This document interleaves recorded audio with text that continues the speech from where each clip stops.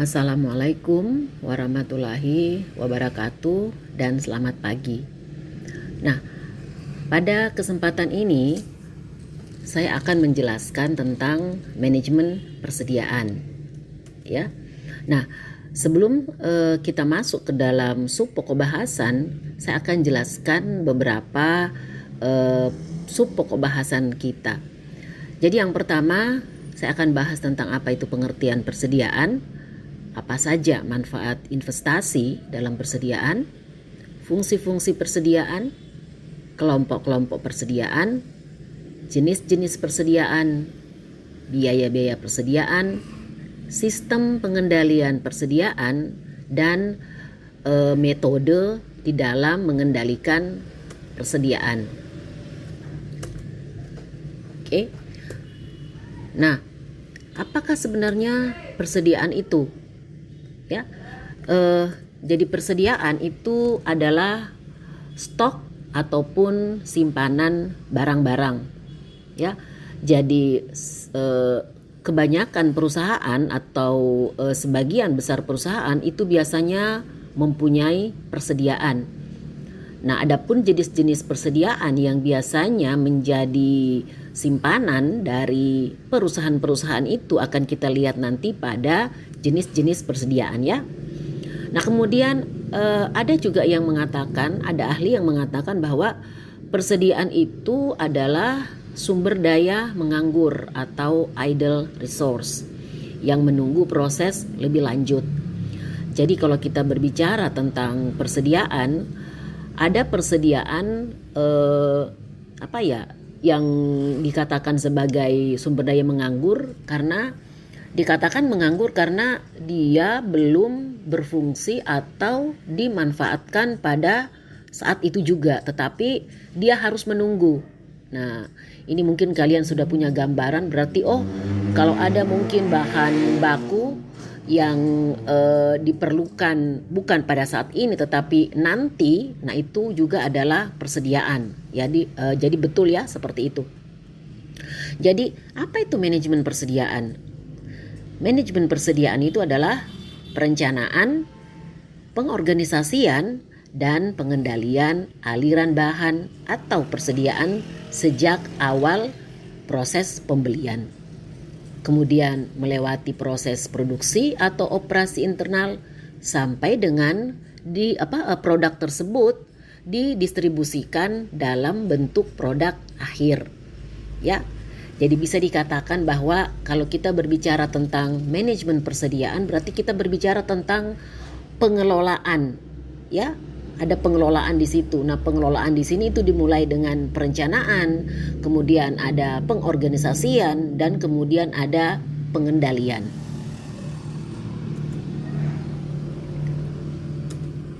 Nah, kalau kita berbicara tentang persediaan, ada beberapa fakta yang bisa saya berikan, ya. GM atau General Motors itu pernah memiliki persediaan senilai 40 miliar US dollar. Banyak ya. Nah, persediaan ini dalam bentuk apa atau berupa apa? Nah, persediaan ini itu dalam bentuk bahan baku. Kemudian karena ini adalah perusahaan otomotif, dia punya juga persediaan dalam bentuk suku cadang. Kemudian ada juga mobil dan ada juga truk. Ya, itulah yang membuat nilai persediaan dari GM itu besar sekali. Karena seperti kalian bisa lihat bahwa bentuk-bentuk persediaannya itu juga banyak ya dan bervariasi. Nah, ada juga fakta bahwa persediaan ya sebuah perusahaan itu biasanya mempunyai persediaan itu sekitar 30% dari nilai aset. Ya, jadi 30% ya dari nilai aset itu dalam bentuk persediaan. Atau kalau kita berbicara tentang modal kerja itu nilainya sekitar 90%.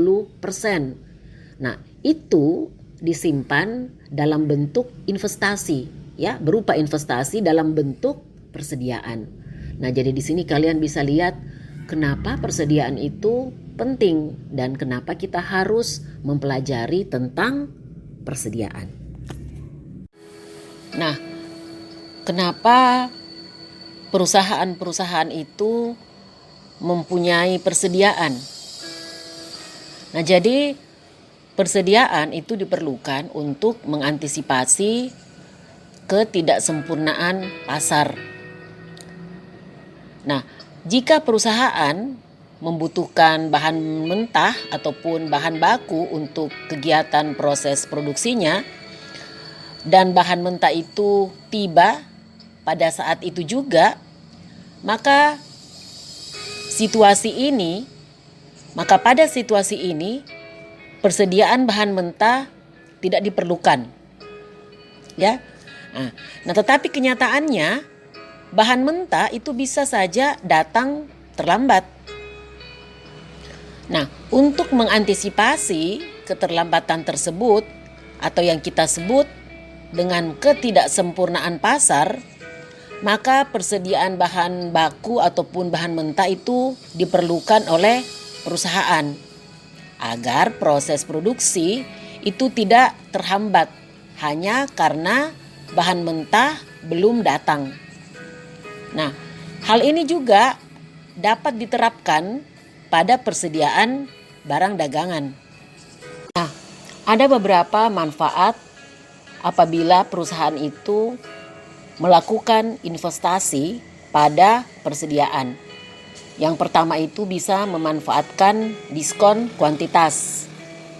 Kemudian yang kedua itu bisa menghindari kekurangan bahan atau stock out atau out of stock. Nah, kemudian yang ketiga itu bisa memanfaatkan pemasaran. Sedangkan yang keempat itu adalah bisa bermanfaat untuk spekulasi.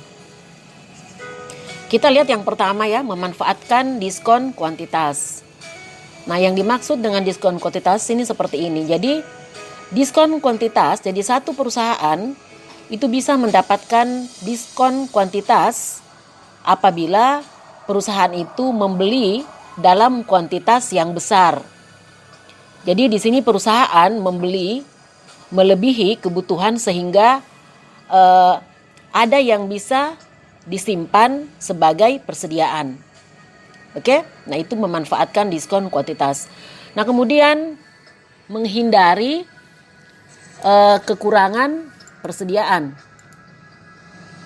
Yang dimaksud dengan bagaimana menghindari kekurangan bahan di sini itu adalah seperti ini ya. Jadi jika pelanggan datang, kemudian mereka mau membeli barang dagangan, kemudian perusahaan tidak mempunyai barang tersebut, maka ini berarti bahwa perusahaan itu kehilangan kesempatan untuk mendapatkan keuntungan.